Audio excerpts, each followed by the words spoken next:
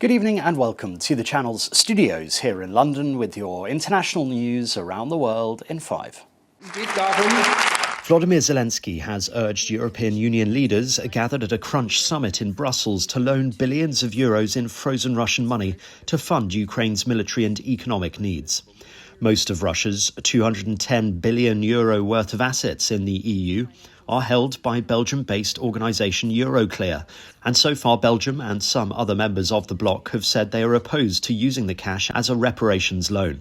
Russia has warned the EU not to use the money, but without a boost in funding, Ukraine's finances are set to run dry in a matter of months. The Brussels summit comes at a pivotal moment in the war, and Russia has filed a lawsuit against Euroclear in a Moscow court in a bid to get its money back. Australia's Prime Minister Anthony Albanese says his government will crack down on hate speech following Sunday's deadly shooting at Bondi Beach that targeted a Jewish festival. 15 people were killed when 2 gunmen opened fire at an event to mark the first day of Hanukkah. The Home Affairs Minister will also be given new powers to cancel or refuse visas for those who spread hate, and a new task force will be set up to ensure the education system prevents, tackles and properly responds to anti-Semitism. The M23 rebel group, which last week seized the Democratic Republic of Congo's city of Uvira, say they have begun withdrawing, promising to complete the pullout following pressure from the US. The M23 captured the strategic city near the border with Burundi, days after a historic US-brokered peace deal between the Congolese and Rwandan governments aimed at ending the long-running conflict in the east of the country. However, the Democratic Republic of Congo's government says the reported withdrawal is a diversion and needs verification. The US accuses Rwanda of backing the rebels, which it denies. President Donald Trump has used a prime-time television address to deliver a campaign-style rant in which he blamed his predecessor for the economic woes Americans are feeling a year into his presidency.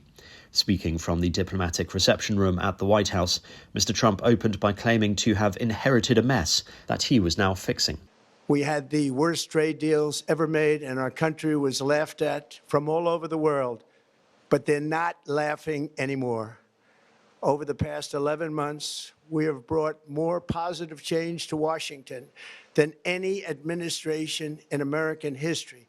A major factor in driving up housing costs was the colossal border invasion.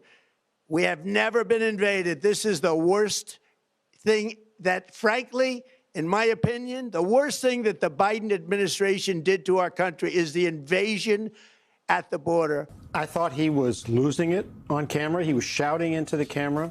And it reminded me of a moment I had with him in 2015, a little over 10 years ago. Sat down with him on Trump Tower. All the things he was saying in his campaign were absurd, as we knew. And I kind of challenged him on that. And I said, what are you going to do when you're president? And the curtain comes back and people see there is no Wizard of Oz. There's just a guy shouting into the microphone. I felt like we were watching that tonight. Warner Brothers Discovery has told its shareholders to reject Paramount Skydance's $108 billion takeover bid.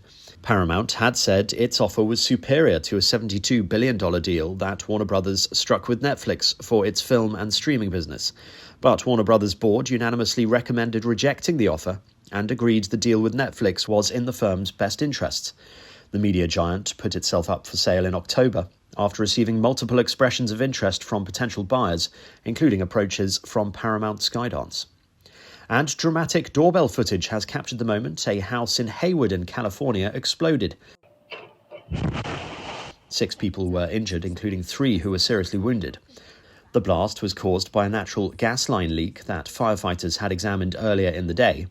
They were called back after reports of an explosion and fire. At least 3 buildings on 2 properties were significantly damaged, and a third property adjacent to the others was also damaged, according to the county fire department.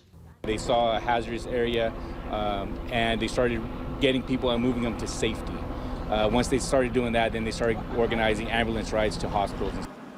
And that's your international news around the world in 5. Now back to the channel's studios in Lagos.